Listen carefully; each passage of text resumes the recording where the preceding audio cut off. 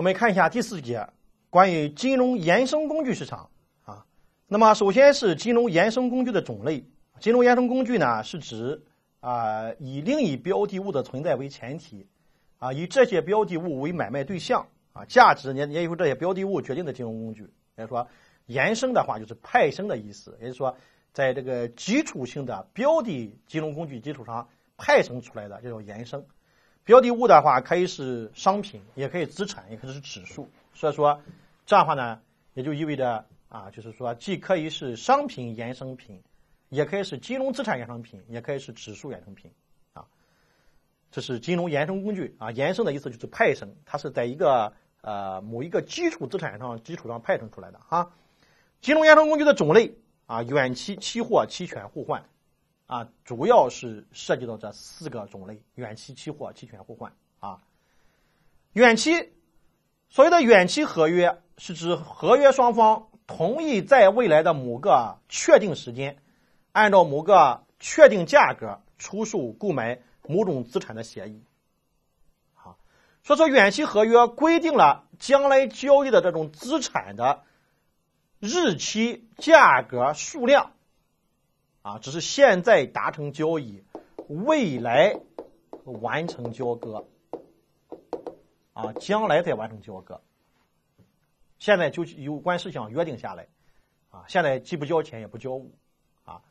那么远期合约有关的术语，多头啊，就指的是买入的叫多头，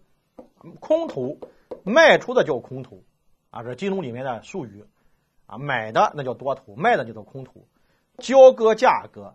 那就是大家双方确定下来那个价格叫交割价格。那么远期合约主要有利率远期、外汇远期、股票远期啊。所谓的股票远期的话呢，就大家约定好将来交割某种品种的股票到时先把价格、数量、日期标的约定好，现在不交割，将来再完成交割外汇远期就交割的是外汇。而利率远期这个利率远期的话，交割的当然不是利率了。利率远期的话呢，实际上是双方互换的一笔利率差利率差异，是吧？也叫做 FRA， 叫远期利率协议。FRA 远期利率协议所以远期利率协议的话呢，是双方就将来的一笔贷款或者一笔投资的利率达成的一个约定的利率如果将来的时候，如果市场利率高于约定利率，那么就用空方向多方支付这个差额；如果将来的时候市场利率低于约定利率，那就由多方向空方支付这个差额所以说 FRA 所谓的远期利率协议，实际上是双方交易的、双方支付的是一笔利率差异，而这个差异是什么呢？是协议利率已经确定的利率和这个什么？和这个参照利率或者是市场利率之间的这个差异如果是市场利率参照利率大于协议利率，由空方向多方支付这个差额，一定要注意支付的是差额如果是反过来，是由多方向空方支付这个差额，叫做远期利率协议 FRA 这个是一个重要的一个名词解释咱们看一下远期合约的一个运用你比如这里边讲的这个外汇远期某一日本出口商向美国进口商出口价值10万美元的商品日本出口到美国去的，对吧？共花成本1200万日元，约定3个月后付款。双方签订买卖合同时，汇率水平是1美元兑换130日元。按此汇率，出口方该商品就是可以换的就是1300万日元。也就是说约定的是就是相当于说美元的话就是这个多少美元的话就是100万美元，对吧？100万美元成本的话呢，这个生产这个日本人生产这个成本的话呢是1200万，但是当时的汇率是1比130嘛，所以说他算了算，就是如果当时的汇率来讲的话，可以拿到1300万日元，对吧？但是问题是，这100万美元需要3个月以后才能拿到。3个月后拿好以后，如果美元的汇价跌至1美元只能兑128，这样的话呢100万美元拿到了，但是只能换成1280万日元了，就比原来少了20万日元。如果美元跌到 1.2 以下，120不是 1.2， 跌到120以下，那么这样的话呢100万美元所换得的日元就不到1200万了，这样的话呢就产生了亏本。可见美元下跌或日元升值将对日本出口商造成一个压力。因此呢，日本出口商在订立买卖合同时就按1美元兑换130日元的汇率，将3个月的10万美元期汇卖出。这个将来的就是我虽然现在还没收到美元，但是我提前和银行里面签订好一个协议，我3个月后卖给你100万美元，这个应该是100万嘛？我刚才我说错了哈，应该是100万应该是10万美元哈，10万美元。说这样的话就相当于说是大家把这个交易提前达成了，但是现在不完成交割。就现在我这个日本进口商，我不给你银行美元，你也不用给我日元，咱们这个交割什么时候？3个月后，价格呢1比130，即把双方约定的远期交割的10万美元外汇收给了日本的银行，届时将会确定收的。无论到3个月后日元和美元的汇率是多少，它总可以按照1比130来进行兑换，也可以确定性的能收到1300万日元的货款，从而避免了汇率变动的风险。当然，将来如果是美元升值，兑换的比100、130多，它也只能拿到1比130。将来兑换的美元贬值达不到100、1比3，它也拿到130。所以说，所谓的风险管理的话，就是把不确定性变成了什么？确定性，对吧？把一个不确定性的东西，可能会多，可能会少，变成一个确定性的东西，是远期合约的应用。第三，我们看一下期货。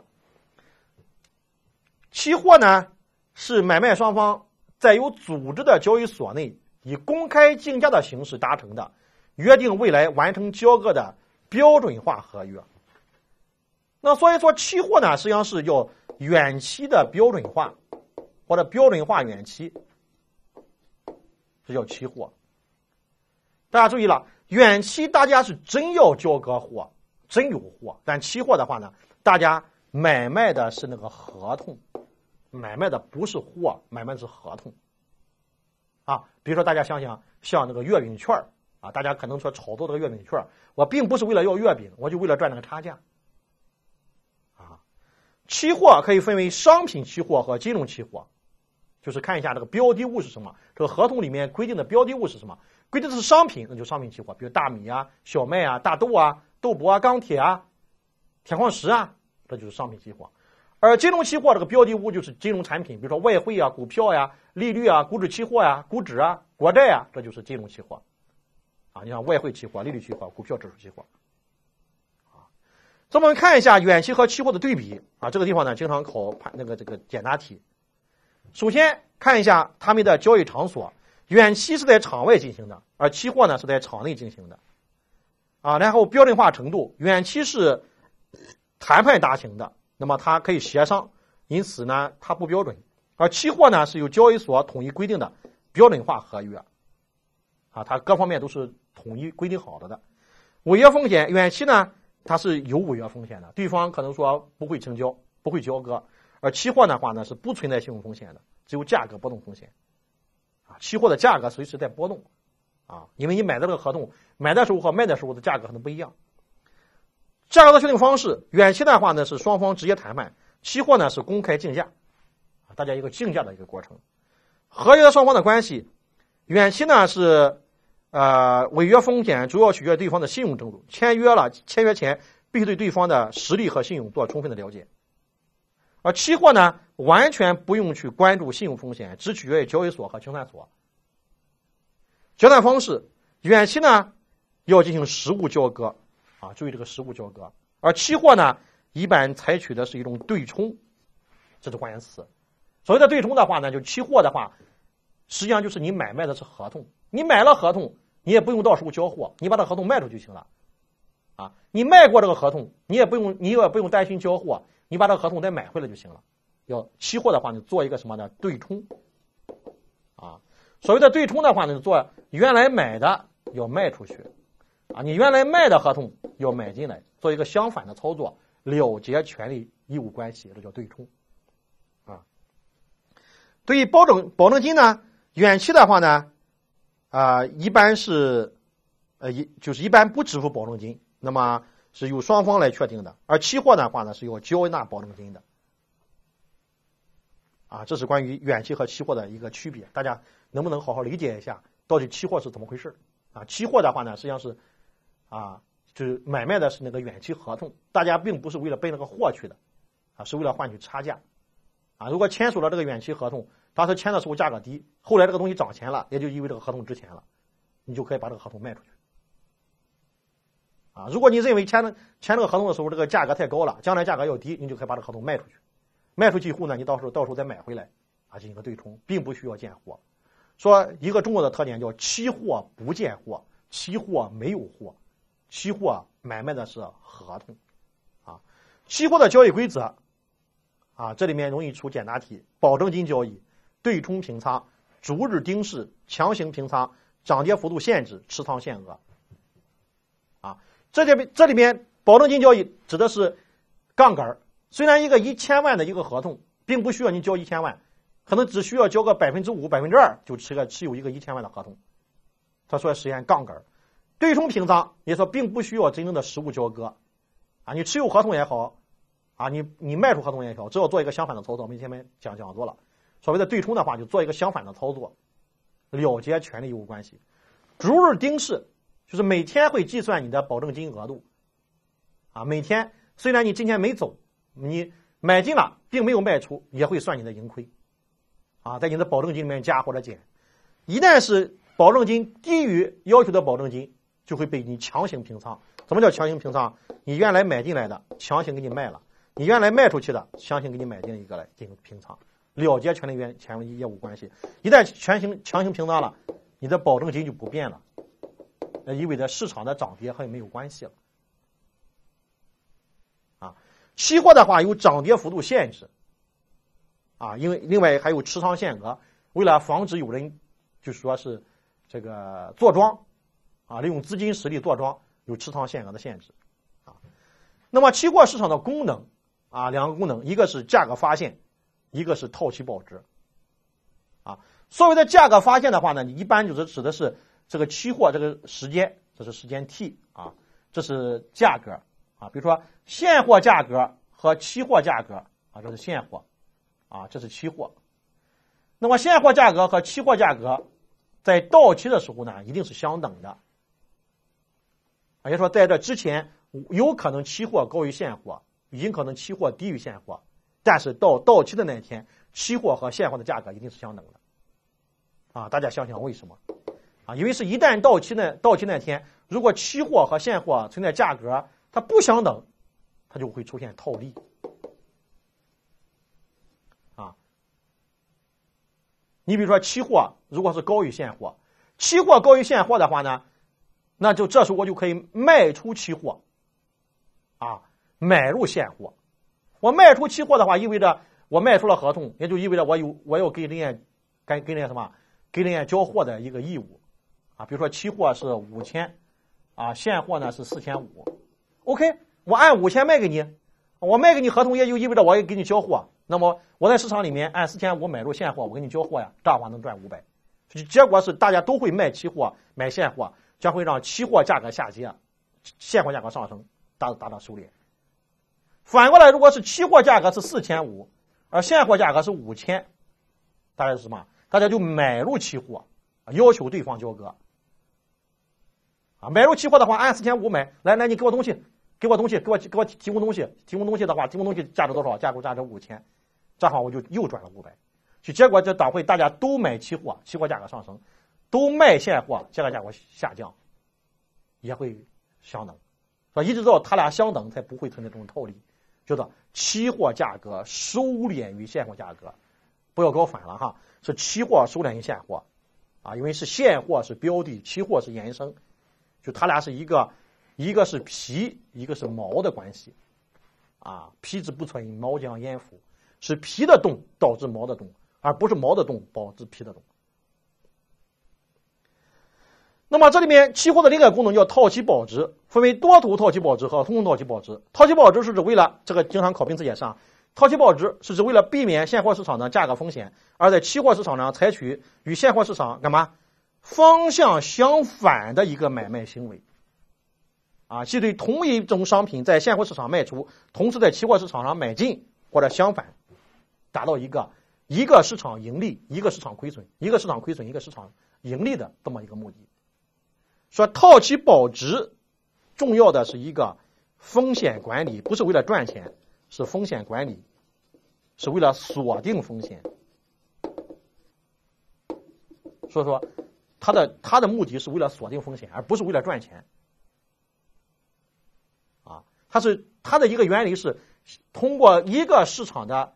赚来弥补另外一个市场的亏，也就是说一定会出现一个市场赚一个市场亏，总体算起来应该是达到不赚不亏，这叫套期保值。我们看一下商品期货套期保值的应用，金融期货也是一样的模式，一样的原理。首先看一下多头套期保值，所谓的多头套期保值就通过买入期货来进行套保。一个例子，某冶炼厂在2月份打算3个月后购进100吨的铜，打算3个月后买进100吨的铜，为防止日后可能出现的价格上涨，该厂通过在上海期货交易所进行铜的套期保值交易。套期保值的结果如下图，就是说他打算的是在3个月后购进100吨铜，但是害怕价格上涨，对吧？在现货市场里面，2月1号5月份需要铜100吨，2月份的现货市场的价格是35290每吨，但是现在呢是没钱买，三个月以后才买。5月1号的时候买入100吨铜，但是价格已经涨到了36290了，这样的话呢，他就买这个铜，他就多付出了1吨，多付出了1000元，是不是？但是我如果做一个期货的话呢，就是我在2月1号的时候买入20手的5月份铜期货，为什么是20手因为是意味着就是说一手是5吨，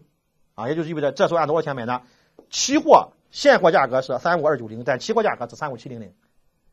到5月1号的时候，这个铜涨钱了，铜涨钱以后，我们说期货收敛于现货，现货涨钱，期货也涨钱，期货涨到多少了？36860了。这样的话，我在期货市场把它卖出，那么我就买进来的便宜，卖出去的贵，我就在期货市场上赚了1100。说我用期货市场里面赚的钱来弥补现货市场里面多付出的那个钱。因为如果是到时候现货市场价格下跌了，也就是说我到5月份的时候买比现在买还便宜，那么期货市场也下跌，而下跌的话呢，你买的贵你买的贵，卖出的便宜，说期货你就变成亏了，而现货你相当于就变成赚了，一定是一个赢一个亏，这样的话呢能够锁定，理论上讲的话能达到它的平衡，就是赚的和亏的那个相等，理论上讲的话这叫多头套期保值。但是不要做反了，说将来要买铜，将来要买铜，先买铜期货所谓的我们说刚才说的相反是什么？相反是到期的天间，5月1号的时候什么是买铜，但是什么卖期货。现在的话是同向的，将来的话是相反的将来的时候一定做一个相反的交易而作为空头套期保值的话，就我们说某冶炼厂在2月份打算3个月后卖出100吨铜，为防止日后可能出现的价格下跌，该厂通过在上海期货交易所进行铜的套期保值这时候呢2月1号的时候呢，他本来要卖铜价格是35290但是呢5月1号的时候才卖，涨价了，他赚了但他这样的话，他如果光这样做的话，他赌价格上涨或者下跌的话，他面临风险也可能赚也可能亏。但是话我希望锁定价格，我做一个期货市场干嘛？我先卖出35700，而现货市场里面而这个到5月1号的时候呢，我再买入36800，这样的话呢，我期货市场里面亏钱了，但是我现货市场赚钱了，对吧？这样的话呢，也能保证我的卖铜的价格，把这个卖铜的价格给确定下来。理论上它俩应该是相等的，理论上就是盈亏它俩应该是相等的啊，也说套期这是空头套期，说空头套期保值的话，就是通过卖出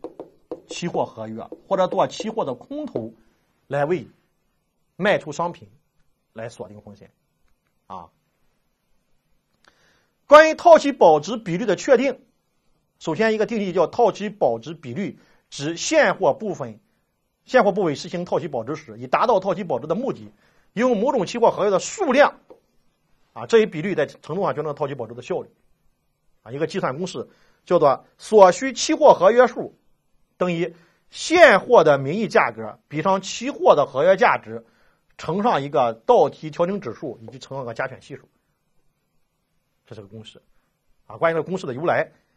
我们就不再推导了，实际上是一种覆盖，相当 cover 的，对吧？你这个现货应该用期货来进行覆盖啊，进行覆盖啊。所以说你这个如果是你的这个看一下，就是说所用的合约啊，能不能达到一个完全的覆盖，对吧？如果它俩是完全一样的，那么1:1；但是它俩不完全一样的，那么就需要一个什么？需要一个调整啊。所以说这里面呢，经常用到的就是这里面的，就是说加权系数啊。加权系数的话，实际上就是现货价格和期货价格的相关系数啊。这个加权系数就是现货价格和期货价格的相关系数啊。这个里面大家看一下啊，你如果是如果你所报考的目标院校，如果这个地方从来没出过题的话呢，你可以略过。一线高校的话呢，需要大家掌握啊。那么还有一个叫最优套期保值比率。套期保值比率指的是期货合约的头寸与套期保值资产规模之间的比率。当套期保值资产的价格与标的资产的期货价格之间的相关系数为1时，套期保值比率就1，否则则不为1，对吧？为啥理想情况是它俩同向变动，变动幅度一样？也就是说，我们所谓的理论上应该是你涨多少，你涨多少我就跌多少，你跌多少我就涨多少，一个市场亏多少，另外市场就赚多少，对吧？但是现实当中它并不是唯一。在这里面的话，我们说有一个叫做套期保值组合的，就是一个最优套期保值比率的一个公式啊。这里面肉，我们看一下肉是什么呀？肉是现货和期货价格之间的相关系数啊，而西塔 S 是现货的标准差，西塔 sigma F 是期货的标准差啊，也就是这就是最佳套期保值比率啊。所以说套期保值所需要的合约数是保值现货面值比上期货合约面值乘一个最佳套期保值比率。也就是说这样的话就是考虑到的了它俩的相关系数不为1的情况下的一个过程。当然就是怎么来的，是对这个求最小值啊。对于这个的推导我不给大家推导了，就最优套值比例的公式是 H 等于什么？肉是现货和期货的相关系数，现货的标准差比上期货的标准差啊。这个考试的时候往往直接拿公式来用就行了，叫最佳套期保值比率啊。第4个是期权合约。期权合约指合约多头方，至于合约多头方啊，就是期权的买方啊，有权在约定时间内按照某一约定的价格向合约的空头方，就合约的卖方购买或出售一定数量的标的物啊。说这里面所谓的多头还是空头，都是相对权利而讲的。买入权利的叫做多头，卖出权利的叫做空头。什么权利啊？这种权利可能是要买某种东西的权利，也可能要卖某种东西的权利。注意这里的权利对应的2个方向啊，可能要买东西啊，也可能要卖东西啊，这叫期权。说期权它和期货不一样，期权它是一种权利，多头花了钱买了权利，只有权利没有义务，而空头拿了人家钱，只有义务没有权利啊。因此我们这是关于这个关于期货和期权的那么一个对比啊，大家可以看一下啊。那么期权的分类分为看涨和看跌。所谓的看涨的话呢，也就是说也叫做一种买权啊，将来要买某种东西啊，认为价格将会上涨嘛。看跌呢也就有一种卖权啊，就是卖某种东西的权利啊，认为价格将会下跌嘛。欧市和美市是根据这个权利的执行时间，如果只有到期才能执行，这叫欧市；在到期之前随便可以选择日子执行，那叫美市。啊，百慕大的话呢，是对应的是一段时间啊，在一段时间内可以执行啊，而亚市期权的话呢，指的是一个在2个时间点上可以进行选择，这叫亚市期权。而对于实质期权和虚值期权啊，后面我们再去讲啊，实质期权、虚值期权的话，那么涉及到一个啊期权，就是在这里简单说一下的话，就是说，如果这个期权会被执行，假设现在能执行，如果是执行有利，那就是实质；执行有利，那就是实质；啊，执行不利，那就是虚值。啊，这是实质和虚值的区别啊。我们看一下关于看涨期权啊，王大妈的一个故事。我们举个例子，说股民王大妈夜观天象，发现 X 公司股票会上涨啊，但是砍价高手的王大妈可要担心了。买了以后呢，担心股价下跌造成亏损；不买呢，担心股价上涨错过机会。啊，他就觉得会上涨，但是呢又害怕下跌。那这时候呢，看涨期权就可以解决王大妈的烦恼了。如果王大妈现在愿意支付1元权利金，啊，这个1块钱是花出来的买权利的钱，叫权利金。3个月以后呢，有权按10元每股买入 X 股份。啊，我花1块钱，啊，但是呢，我有了一种权利，什么权利啊？3个月以后我还按10元买 X 股份。那么3个月后，如果股价高于10元，王大妈会执行这个权利，以10元购买1股 X 股票，那么1元权利金那就不予退还了，对吧？如果股价低于10元，王大妈则不执行买这个股票的权利，因为市场上股价更便宜。当然呢，1元权利金也不予退还了。也说王大妈相当于说花1块钱买了一个保险，让他在于不败地位。啊，如果股价涨，他可以按10块钱买；如果股价跌，他可以放弃不买你的，1块钱我不要了。这叫看涨期权。啊，说看涨期权的话，也叫认购期权。啊，就买的意思。这会儿在未来某一个时间，有权利以一个约定的价格，啊，买进一只股票的合约，就是一份期权合约。这份合约约定了未来王大妈可以以约定的价格购买某种股票，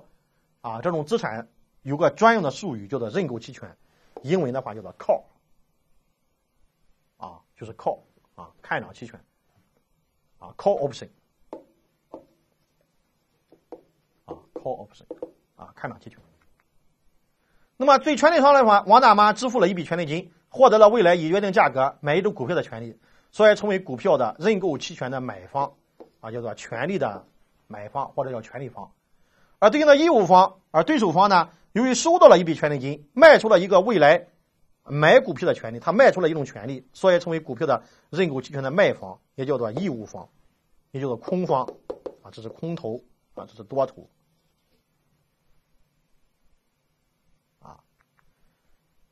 这话呢，买入认购期权，当投资者预计标的价格将要上涨，但是又不希望承担下跌带来的损失时，可以买入认购期权。啊，它的最大盈利是没有上限的，最大亏损呢，最多不过亏损权利金，而盈亏平衡点的话，就是权利金加上期权价格。大家看一下这图，对吧？所以说你看，就是说，对这个王大妈来讲的话，她最大的损失不过是我这1块钱我不要了，啊，一旦是股价低于多少钱，一旦是股价低于约定的那个10块钱，我就不买了，我不从市场里面买了，我不从你买这买了，对吧？但一旦股价高于这个10块钱，我就从你这买。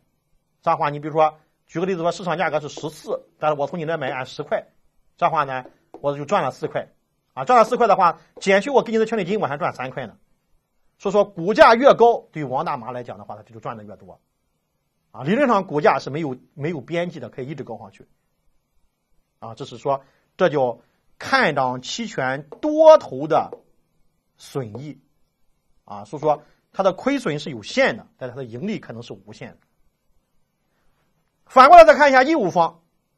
那么义务方向投资者预计标的资产价下跌，啊，这样的话呢，它的最大盈利是权利金，但是它的最大亏损没有下限，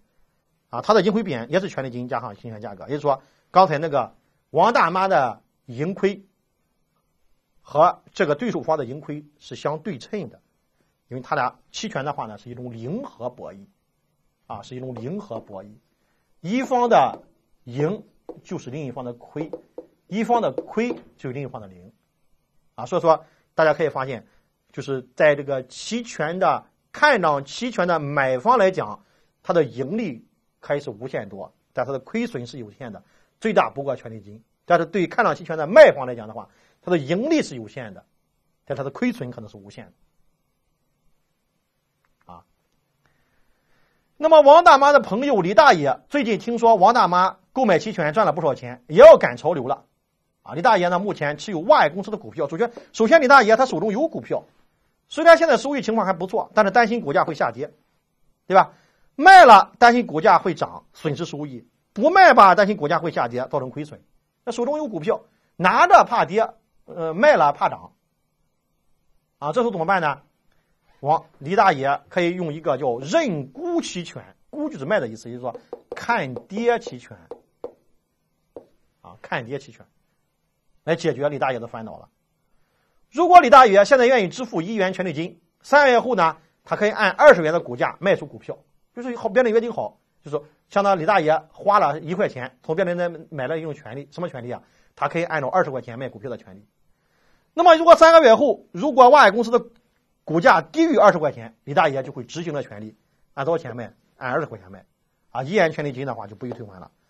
如果3个月后万爱公司股价高于20元，李大爷就不执行权利，因为他权利在他手中握着，他可以执行，他可以不执行，因为市场上股价更贵，那么可以卖更有利，1元权利金当然也不予退了。所以说看跌期权的话，它就更像是一个保险，让李大爷其占于一个不败之地。涨了好越好越好出问题了有人给你兜底儿，是吧？出问题了有人兜底儿，这不是保险吗？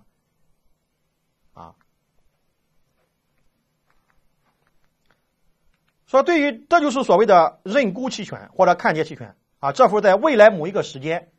有权利以一个约定价格来卖出一只股票的这样的合约，就是一份期权合约。这就是专门的看跌期权，有一个英文名称叫 put， 这是和王大妈和李大妈王大妈不一样的地方。王大妈是要买股票，对吧？就是手中没股票手中有钱但是买股票吧又担心涨担心跌，不买吧又担心涨，所以他买入一个看涨期权。这样的话，即使将来涨的话，他不会说是付出更高的价格。李大爷的话不一样，李大爷的话是手中有东西，你手中有股票。拿着吧担心跌，扔了吧担心涨这样的话他可以买入一个看跌期权那么和之前的例子一样，李大爷支付了一笔权利金，获得了未来以约定价格卖出一只股票的权利，所以说是股票的认沽期权的买方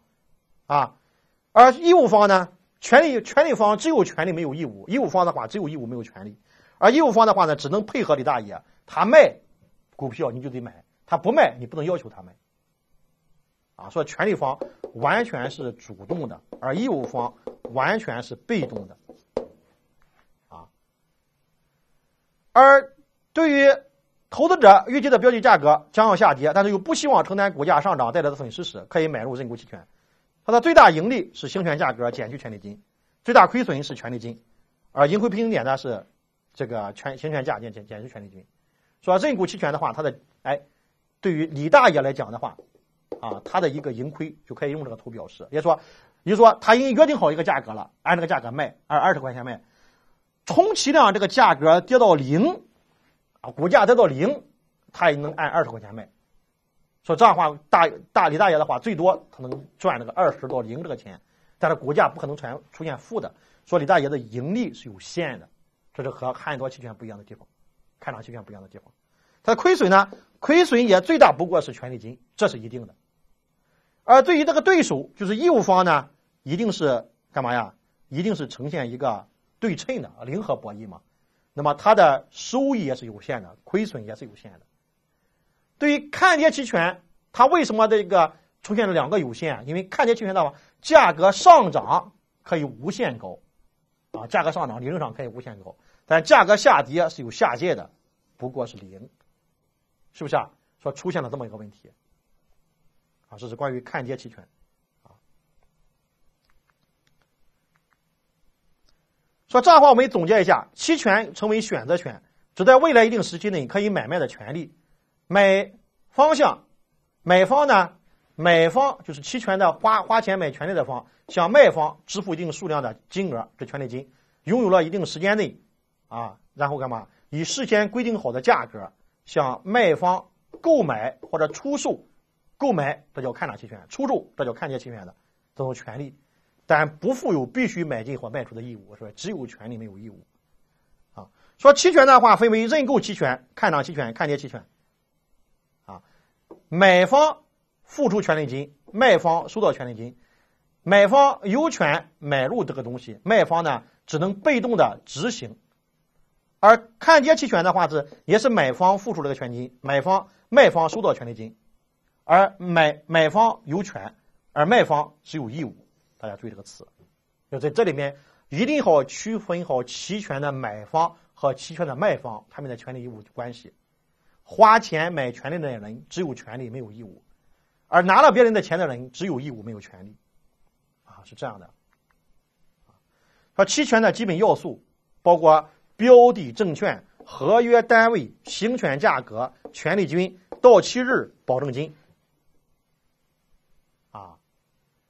就什么达成的，多少单位的，价格多少，我给了你多少权利金，什么时候到期，啊，要不要交保证金，这就是关于期权的基本要素。啊，那么接下来看一下关于期权的价值分析。啊，期权的价值分析的话，分为内在价值和时间价值。啊，内在价值和时间价值。啊，这个我们后面再去讲，好吧？这个我们后面专门有一节去讲期权的价值，还有影响期权的因素，还有期权的定价方法。啊，二叉树模型和布莱克斯科尔斯模型。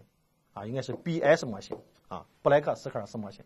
啊，这个我们先摆一下，后面再去讲。那么接下来看一下下面一种衍生品，叫互换合约。互换合约是指两个或两个以上的当事人共同商定条件，在约定某一时间内交换人的现金流的金融交易。啊，说它交换的是现金流。互换的原理是比较优势。啊，利用比较优势。啊，互换合约的分类分为利率互换和货币互换。啊，还要知道互换合约的价值。啊，我们看一下具体一个例子。一个这样的例子啊。A 公司、B 公司，他们的信用等级不一样。A 公司如果是借固定利率，它需要付出10%；它借浮动利率，它付出的是 LIBOR 加0.03%。B 公司直接贷款，啊，付出的固定利率是11.4%，浮动利率的话是 LIBOR 加1.1%。由此我们看到 A 公司它贷款都要比 B 公司的利率要优惠，对不对啊？但是在这里大家注意了，如果A 公司 A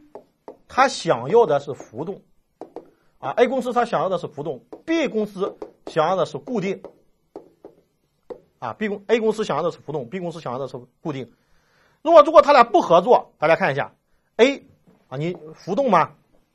也就是 LIBOR 加0.3，对吧 ？B 你不是固定吗？你是11.4%，对吧？这样的话，他俩一共给银行多少钱？一共是要付出 LIBOR 加11.7%，对不对？但是大家注意了，就是这是这样的一个模式，对吧？但大家看一下这个对角线上，它俩也可以实现，就是A 你虽然需要浮动，我不让你借浮动，你去借固定 ；B 你虽然是需要固定，我不让你借固定，你去借浮动，然后你俩再换过来一个结果是什么？它俩也实现了一个固定一个浮动，但是总体支付的是10%加 LIBOR 加1.1%，是11.1%，对吧？节省了0.6%。啊，也就是说，如果不合作，大家自己行动自己的，是按照这个次对角线加在一块儿；如果合作，是按照主对角线加在一块儿，也能实现一个固定一个浮动，只不过是 A 想要的是浮动，但是我安排你去借固定 ；B 想要的是固定，我安排你借浮动，也能够互相实现目标，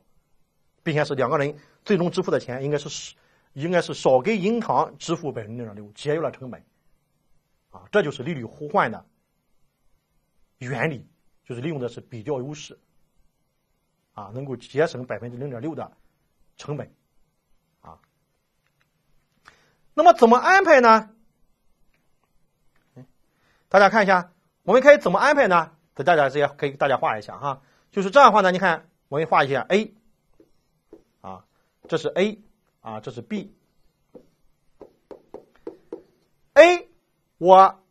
安排它去借什么 ？A 安排它是借固定利率所以说 A 的话呢，我们箭头的方向表示支付，对吧 ？A 这样的话呢，你去借的固定利率，所以说你要向市场里面支付10%。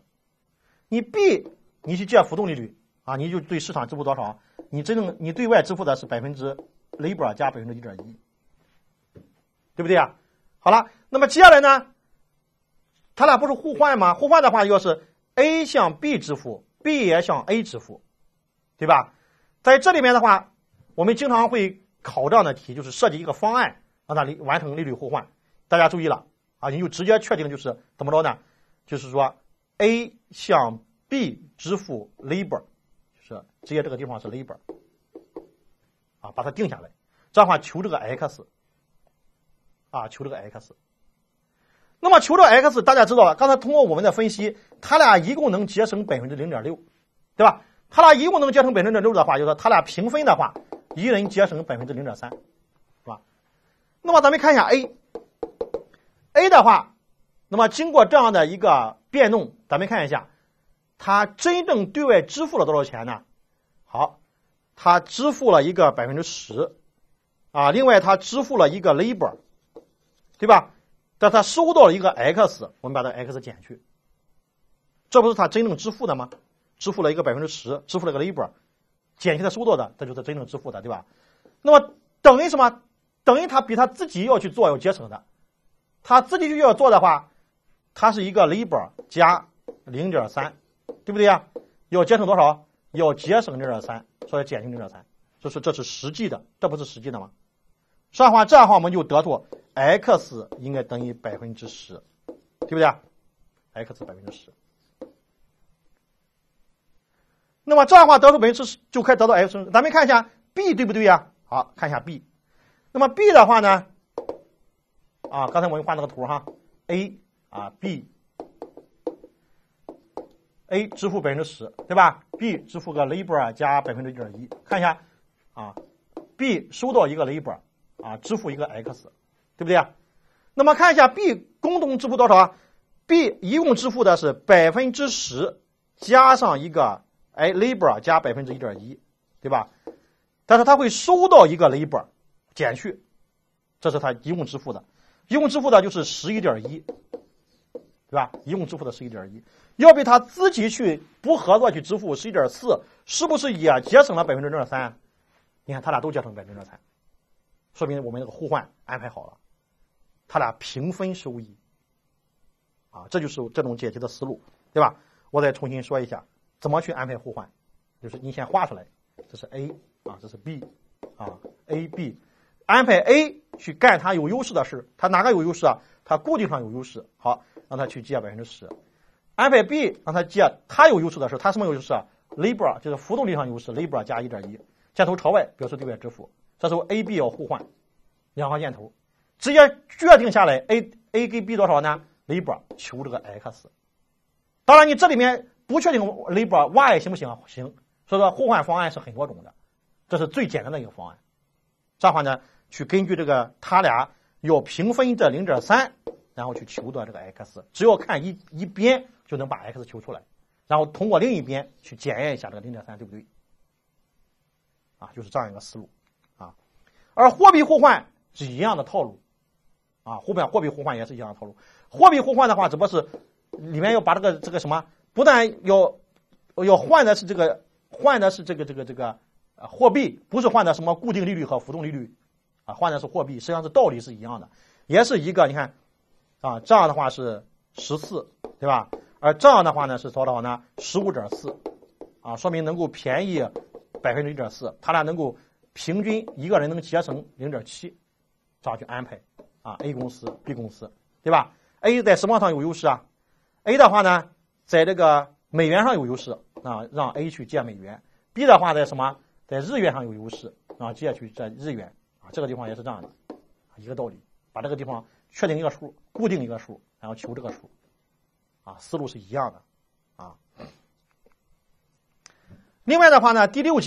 个问题的话是金融衍生工具的新发展，就这个地方涉及到经常考名词解释啊，资产证券化、MBS、ABS、CDO、CDS， 其中经常考的是资产证券化和 CDS， 啊，大家就是看一下你的参考书，把它这个什么呢补充好啊，在这里面我就不讲了啊，在我们到时候这个冲刺直播课的时候，我能给大家再